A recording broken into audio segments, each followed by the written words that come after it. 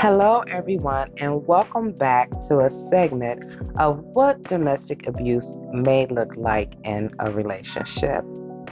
So, this week's topic is going to be about breaking toxic soul ties to abusers.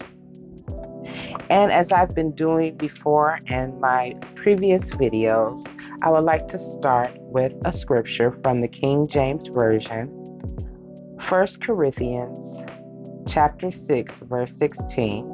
What know ye not that he which is joined to an harlot is one body?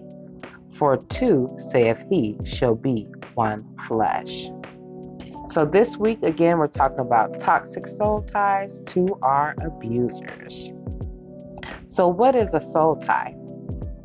A soul tie, which can be platonic or romantic, is a spiritual or emotional connection shared between two people that forms through relationships and interactions. And it's normal for you to feel an instant connection with someone that you meet new. Or if you feel empathy and compassion towards them in the beginning. Have you ever just felt in tune with someone without even communicating with them? That's kind of how soul ties start. So, what's a toxic soul tie? A toxic soul tie are they're ungodly and they consist of unhealthy emotional or psychological connections between two people that can become detrimental to one's well-being.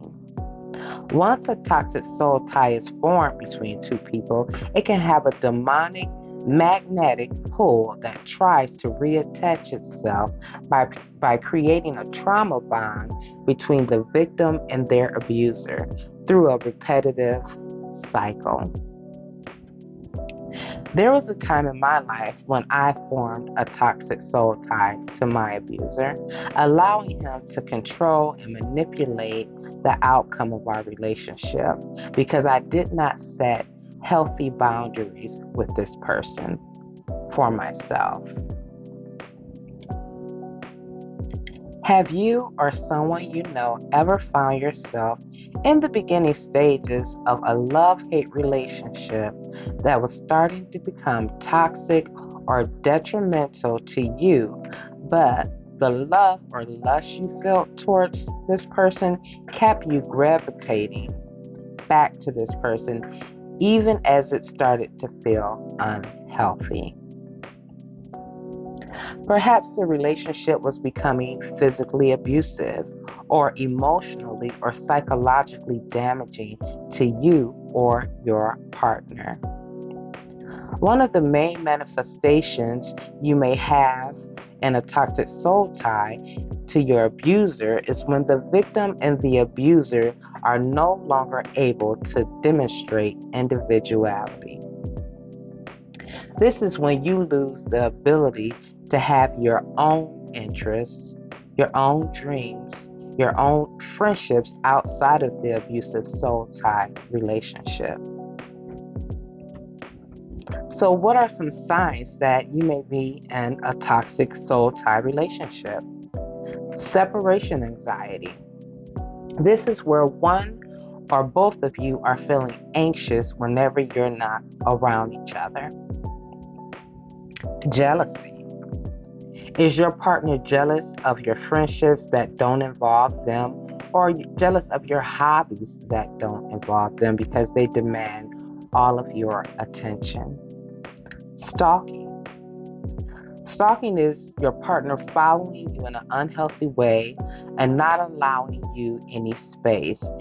This is not just limited to social media activity. This person could be driving by your house constantly, checking on you, and you're not even aware of it until they mention it. Oh, I saw you today. You look nice in that black outfit. Or, oh, those were some cute shorts you had on. But you knew you weren't in contact physically with that person that particular day. Identity change. This is when you no longer feel like you are being yourself anymore in this relationship with this person. Pressure. This is feeling pressure to do things you normally would not do or partake in activities that make you feel uncomfortable. So, how do we break these toxic soul ties to abusers? Well, the first thing we can do is acknowledge this relationship is feeling unhealthy. And there will be signs and signals that say, or red flags, as some say, that will alert you that, I don't like the way this feels. I don't like this at all.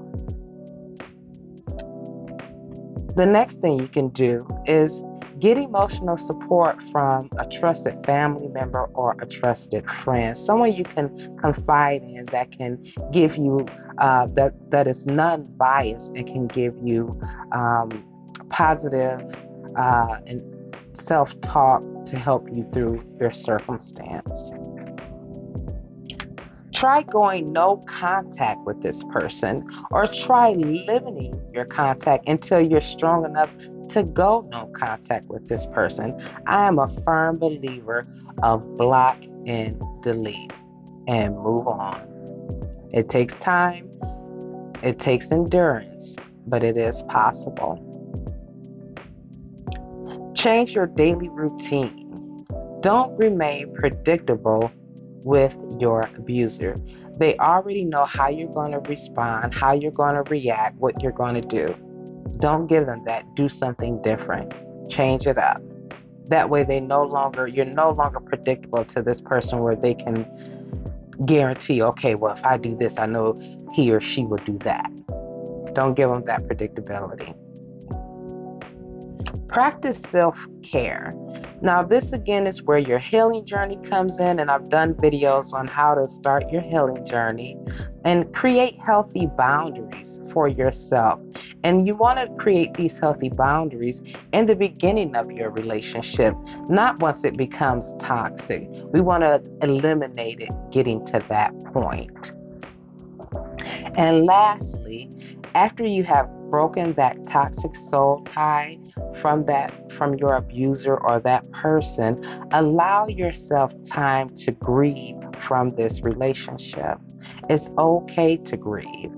Sometimes being in a committed long-term relationship, once it ends, it's like that person died. It's like a big portion of you is missing because you spent so much time with them. So it's okay to grieve.